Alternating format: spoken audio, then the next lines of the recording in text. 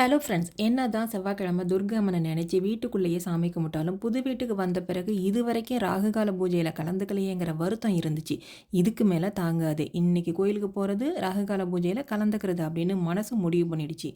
மனசு முடிவெடுத்து அதுக்கு மேல தாண்டக்கூடாது. கடகடன்னு இன்றைய சமையலை முடிக்கலான்னு காய்களை கட் பண்ற கட்டிங் வேலையை முடிச்சிட்டு, சமையலையும் கடகடன்னு முடிச்சாச்சு. என்ன சமையலும் அப்படின்னா, வெண்பூசணி சாம்பார், மாங்காய் பச்சடி, வாழைக்காய் வறுவல். ரொம்ப சிம்பிளா ஒரு வேளைக்கு மட்டும் சமைச்ச சமையல் உங்களுக்கு பிடிச்சிருக்கா? அப்படியே உங்கள் வீட்டில் என்ன சமையல்னு கமெண்ட் பண்ணுங்கள் ஃப்ரெண்ட்ஸ். நாங்களும் தெரிஞ்சுக்குவோம்ல. நல்லா சாப்பிட்டுட்டு கோயிலுக்கும் போயாச்சு.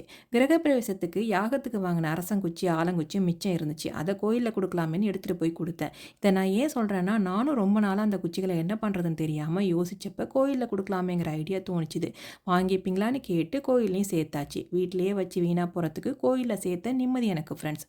ரிட்டன் வரும்போது சிக்னலில் இந்த பர்பிள் கலர் காரை பார்த்தோம். உங்களுக்காக இதை கேப்சர் பண்ணியாச்சு.